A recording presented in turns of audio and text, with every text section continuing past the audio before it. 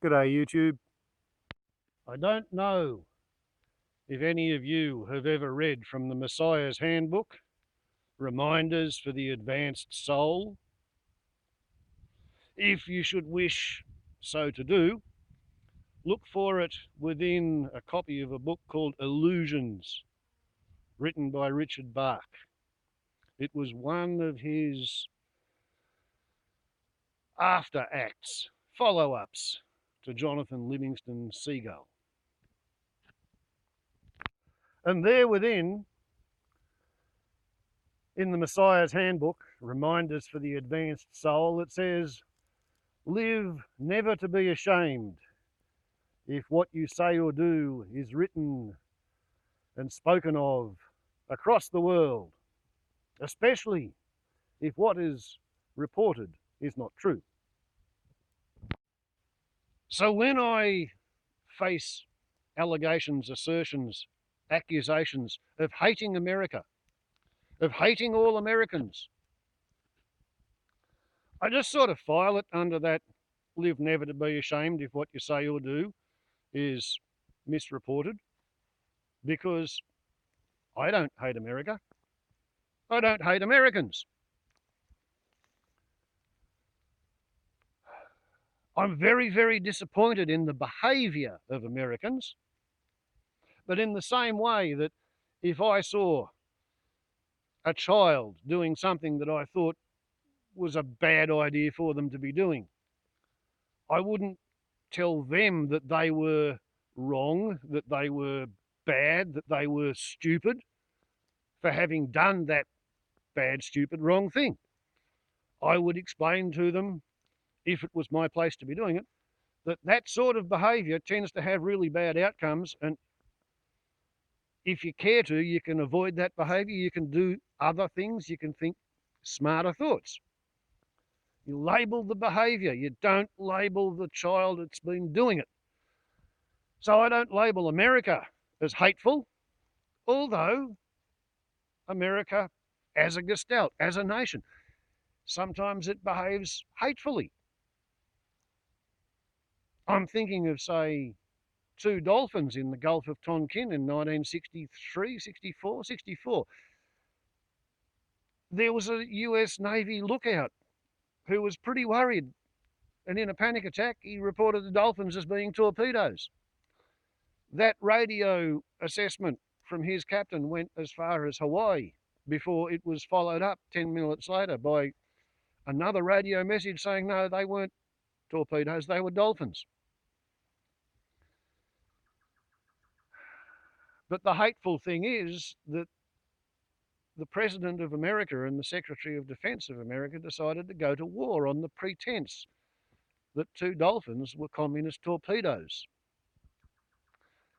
And that's how American regular servicemen got involved in dropping bombs and shooting at people in South Vietnam, the Indo-Chinese War, as it was called. That is a hateful thing. Does it mean that I hate individual Americans who weren't even born back then? Does it mean I hate Americans who voted for the war, who went to the war? Do I hate Australians who supported the war? No. No, I hate the fact that it happened. I hate the behaviour. I don't hate the individuals. Now, partly this is on the basis of the injunction in the Egyptian Book of the Dead, where it says, "Judge not thy fellow human, lest thine own heart," which is where they thought the soul resides, "lest thine own heart be judged in the balance against the feather of truth and found to be wanting."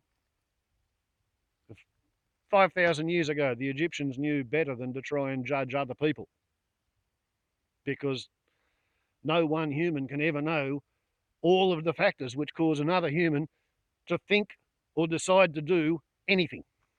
You can make a guess, but at the best you are projecting your own value system onto them. You see them do something that's really silly, you think, gee, if I was doing that sort of silly thing, I would have to be mad. So you decide that they're mad, and then you treat them as a lunatic.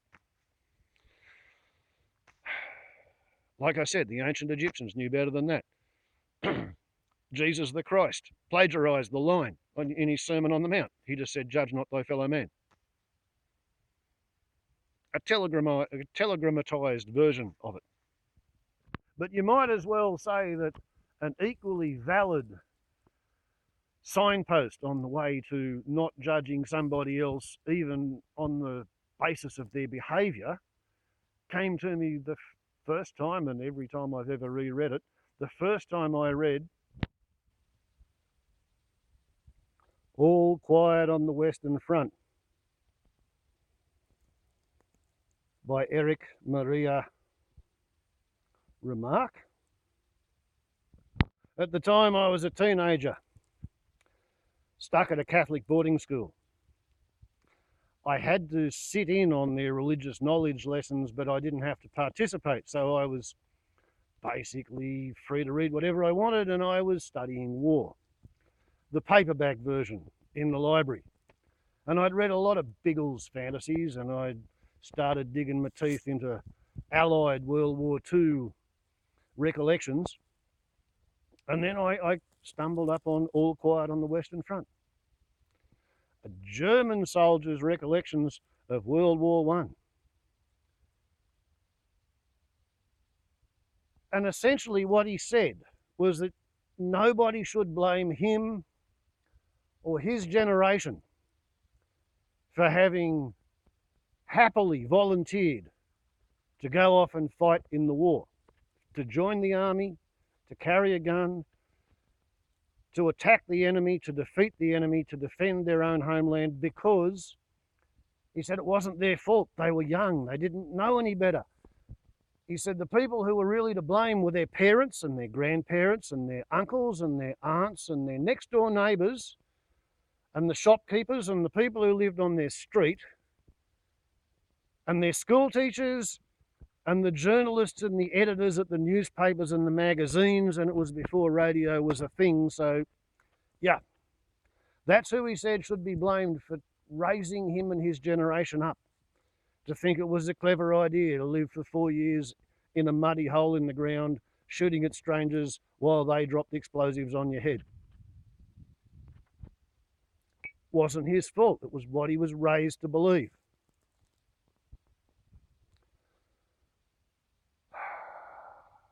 How long have the CitiZens of the excited status of Norte armed Americano been raised and trained and weaned on hyper-patriotism? Preemptive, defensive, military, warrioristic hyper-patriotism.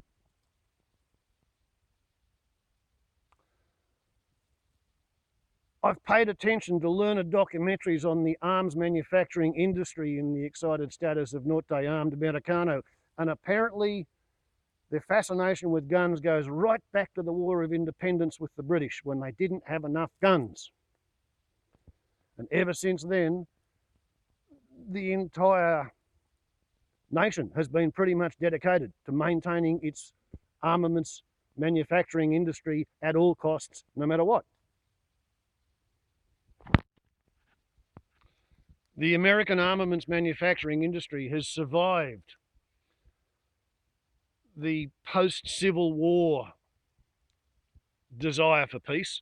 It survived the isolationism before World War One because America tooled up and produced on industrial scale weapons for pretty much all sides in Europe, until they finally decided that really the only way to increase production was to get involved themselves and have their own nation purchase weapons from their freshly built armaments industry that Europeans had lent them the money to build, and then bought the weapons at such a high markup rate that 2 or 3 years production repaid the loans. The American armaments industry, it survives. A lot of other things, factors which made up the culture, the gestalt of America, appear not to be surviving. They've elected themselves a president who says he doesn't care if he's being racist because it works with his electorate, his selected voter base. Is that the fault of his voter base?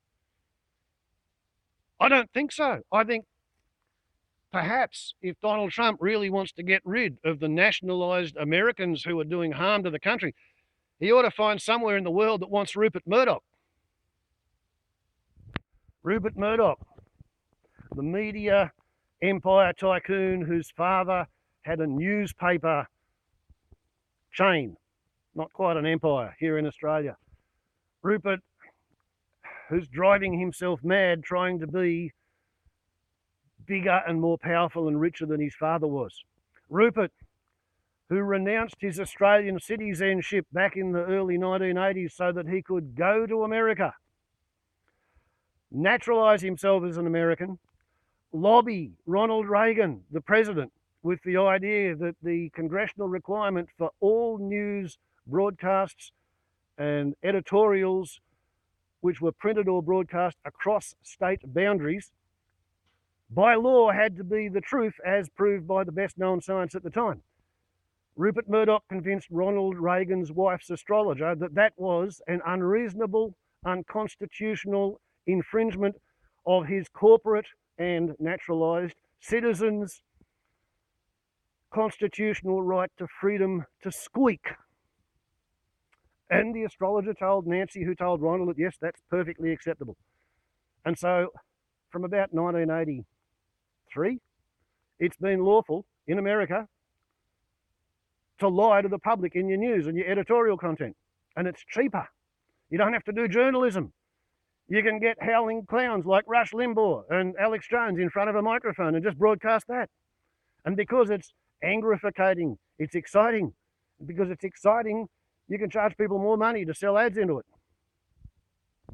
So what it boils down to is that you can't really, at this distance of time, 35 years down the track, you can't hold muddled Americano entirely accountable for the fact that they believe a lot of horse shit and they act and they behave on the basis of absolute crap, bullshit, lies, codswallop.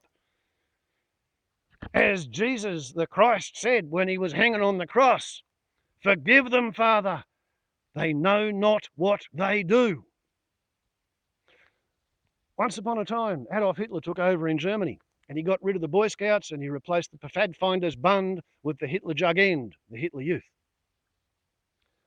And when Germany attacked Russia, Beria and Molotov and Stalin looked at the Hitler Jugend and they decided that the Nazis fight like fanatics. They've got the edge on fanaticism.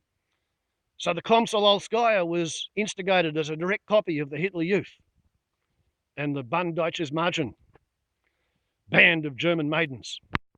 And so then, in the 1950s, when tail gunner Joe McCarthy was rapidly running around rabble-rousing with his Reds Under the Beds campaign, better off dead than red, he noticed that the Soviets had their Komsomolskaya with their little mini Nuremberg ceremonies in the classroom every morning, and he decided that the communists had the edge on America as far as patriotism goes. And therefore, since I think it's 1955, every American child in every classroom from kindergarten to the end of high school has to stand in front of their desk and put their hand on their heart and salute and pledge allegiance to a fucking dishcloth, a tow rag, a piece of coloured material. They vow and declare to kill to defend that thing from infancy. They emerge from the pipeline of adolescence with absolutely no educated ability for critical thought. They believe whatever their politicians tell them, and they believe that they are, by manifest destiny, the equivalent of the chosen race. And I chose my words carefully, both times. I mean, shit, man. How can you blame anyone for having silly ideas if they've been bred, born, raised up, and trained to believe, without question, that you can use shit for shoe polish? And as long as it's American shit, and everything's going to be absolutely fine. See? After 35 years of being taught that shit works as shoe polish, it's not morally sustainable to blame the poor buggers, let alone.